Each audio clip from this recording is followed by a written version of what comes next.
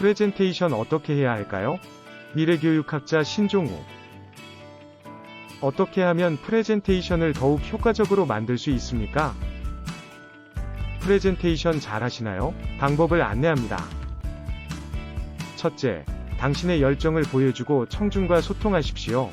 훌륭한 발표자들은 가장 중요한 것은 청중과 소통하는 것이며, 이를 위한 가장 좋은 방법은 주제에 대한 열정이 빛을 발하도록 하는 것이라고 거듭 말합니다.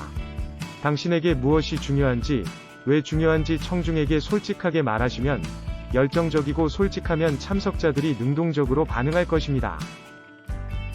둘째, 청중의 요구에 집중하십시오. 프레젠테이션은 청중이 프레젠테이션을 통해 얻을 수 있는 내용을 중심으로 작성되어야 합니다.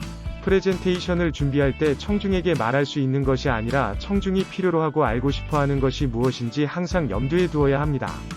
프레젠테이션을 하는 동안 청중의 반응에 계속 집중하고 이에 반응해야 합니다. 청중이 쉽게 이해하고 반응할 수 있도록 해야 합니다. 셋째, 핵심 메시지에 집중해야 합니다. 프레젠테이션을 계획할 때 항상 다음 질문을 염두에 두어야 합니다. 핵심 메시지를 매우 간략하게 전달할 수 있어야 합니다. 30초짜리 엘리베이터 요약을 추천하는 전문가도 있고, 명함 뒷면에 쓰거나 15단어 이내로 말할 수 있는 전문가도 있습니다. 어떤 규칙을 선택하든 중요한 것은 핵심 메시지에 초점을 맞추고 간략하게 유지하는 것입니다. 그리고 당신이 말하려는 것이 핵심 메시지에 기여하지 않는다면 말하지 마십시오. 넷째, 미소를 지으며 청중과 눈을 마주치십시오. 이것은 매우 쉬워 보이지만 놀랍게도 많은 수의 발표자가 이를 수행하지 못합니다. 웃으면서 눈을 마주치면 건물 보고서, 청중이 당신과 당신의 주제와 연결하는 데 도움이 됩니다. 또한 많은 알려지지 않은 사람들과 대화하는 것이 아니라 개인과 대화하기 때문에 덜 긴장하는 데 도움이 됩니다.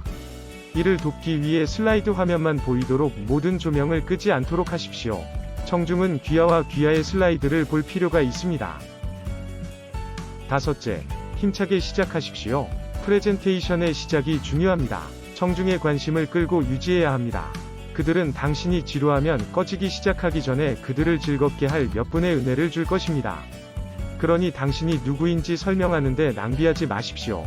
그들을 즐겁게 하는 것으로 시작하십시오. 여섯째, 슬라이드쇼의 1020의 30 규칙을 기억하십시오. 10개 이하의 슬라이드를 포함합니다. 20분 이상 지속하지 않습니다. 30포인트 이상의 글꼴 크기를 사용하십시오. 이것은 한 슬라이드에 너무 많은 정보를 넣지 않도록 하기 때문에 특히 중요합니다. 일반적으로 슬라이드는 발표자에게 사이드쇼가 되어야 합니다. 좋은 슬라이드 세트는 발표자 없이는 아무 소용이 없으며 단순하게 표현된 정보를 더 많이 포함하기보다는 확실히 적게 포함해야 합니다. 더 많은 정보를 제공해야 하는 경우 맞춤형 유인물을 만들어 프레젠테이션 후에 배포하십시오. 일곱째, 스토리텔링 하십시오. 인간은 이야기에 반응하도록 프로그래밍되어 있습니다. 이야기는 우리가 주의를 기울이고 기억하는 데 도움이 됩니다.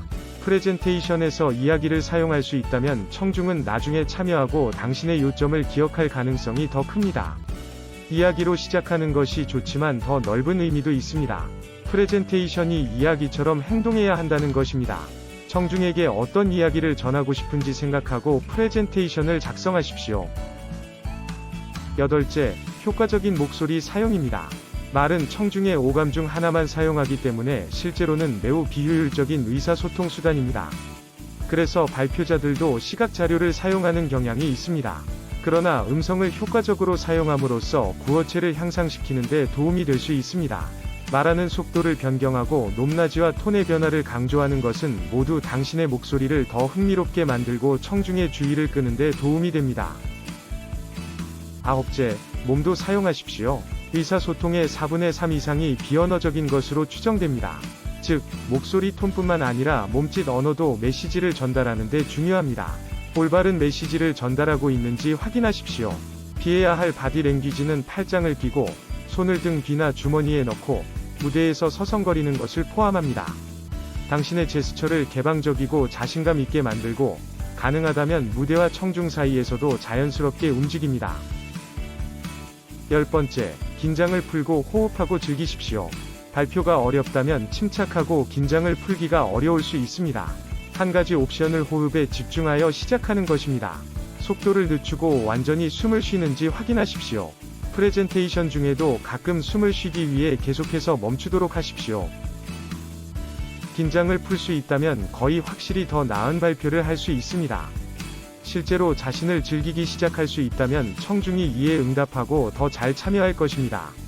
프레젠테이션이 기하급수적으로 향상되고 자신감도 높아집니다.